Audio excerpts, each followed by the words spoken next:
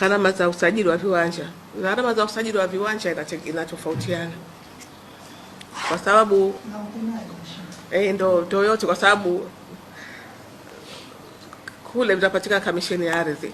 Kamisheni ya ardhi tunasema ni mwamvuli, ana idara zake. Ili upatiwe ardhi, utakwenda kwenye idara ya ardhi kwa ajili ya kuangalia umiliki. Lakini pia utakwenda barua ile yako moja itakwenda mipango miji kwa ajili ya kuangaliwa mipango miji, yani pale unapotaka kwenda yani kuomba pakoje, na je panaruhusiwa kutolewa, na je si hapana misitu, hati eneo la msitu. Lakini pia utakwenda upimaji, kwa sababu pia huyu mpango miji anampasia kazi mpimaji, anamwandalia mwongozo wa upimaji. Wewe bikoni yako utaweka hapa, utaweka hapa, utaweka hapa. Lakini pia kuna gharama za kwenda kutengeneza, inabidi tena idara ya ardhi kwa ajili ya kutengenezwa hati miliki au mkataba wa ukodishwaji. Kwa hivyo hapa kuna gharama tofauti. Lakini kwa ufupi, labda kwa ujumla, inawezekana kiwanja cha kawaida, kwa sababu pia nategemea na square mita ya kile kiwanja chako.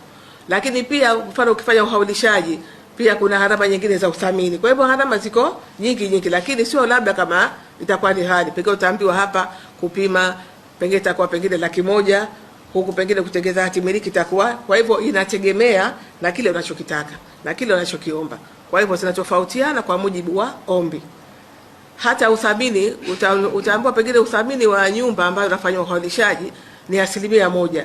Lakini hiyo 1% inategemea, pengine mwingine ana ghorofa, mwingine ana chini, mwingine ana ghorofa 2, mwingine yani kiwanja kitupu. Kwa hivyo itafanywa uthamini kwa mujibu wa kile kitu. Kwa hivyo gharama moja kwa moja itakuwa mpaka kwa inategemea na kile ambacho unakiomba, kwa sababu inakwenda kwa asilimia na kwa ukubwa wa lile eneo.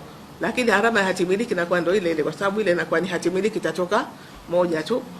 Na hii ardhi inapatikana kwa mambo matano.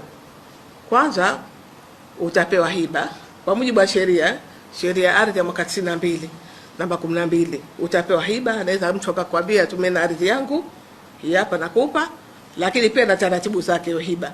Lakini pia utapata ardhi kwa mirathi.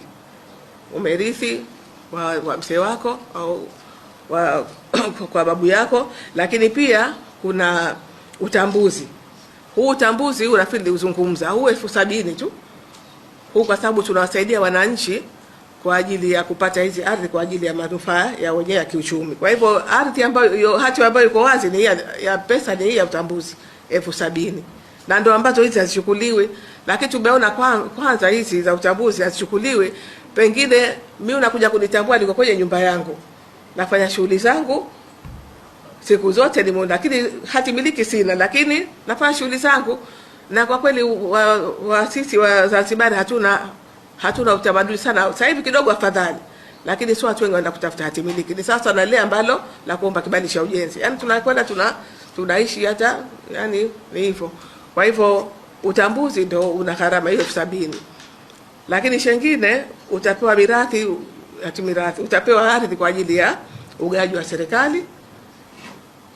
Yaani anaweza akatoa pengine kwa wekezaji au pengine serikali imepima jambo ambalo kidogo sasa hivi tumezuia, kwa sababu tumesema mpaka tubadilishe master plan, tuangalie wapi tunaweza tukatoa ardhi, kwa sababu hii kidogo ya ugawaji wa serikali kidogo sasa hivi hatuitumii. Lakini shengine ni ununuzi ndio utakuta kuna uthamini. Ununuzi maana yake ni kununua ardhi ile tunafanya uhaulishaji, unatoka kwa mtu mmoja kwenda kwa mtu mwingine. Hii ndio kidogo ina gharama zaidi, kwa sababu ile uthamini unafanyika kwenye hii uhaulishaji, na pia nategemea na kitu chenyewe. Kwa hivyo unaweza ukaomba kupimiwa, usifanyie uhaulishaji kama labda ile eneo ni lako mwenyewe tangu zamani unalitumia, lakini endapo umelinunua, umegawiwa, umepewa hiba, lazima ulihaulishe. Kwa hivyo hizi ndio aina 5 ambazo hati miliki utazipata, na hii iko kwenye sheria, na kila moja na utaratibu wake. Kwa mfano hii utambuzi, unaona utambuzi tu, lakini una sheria yake kamili ya utambuzi na usajili. Lakini pia upande wa uhaulishaji pia una sheria yake kamili na kanuni zake. Lakini pia kwa upande wa hiba, lakini pia kwa upande wa mirathi. Lakini kwa upande wa mirathi, sisi ukisema eneo limerithi, tunakwambia kwanza katupatie barua kutoka kwa wakfu, kwa sababu sisi hatuna mamlaka ya kumjua huyu ndo mrithi. Na kwa sababu ilikuwa tushapata changamoto kubwa kwamba mtu anakuja anasema mimi nimerithi, baadaye anakuja kusikana mwingine kachomoza na mimi pia mmiliki na huyu pia mmiliki. Na kuna wengine mfano pengine mtu kapewa dhamana anajitia na umo kwa watoto, utakuta hati na watu watano na yeye kajitia umo alipoa dhamana huyo.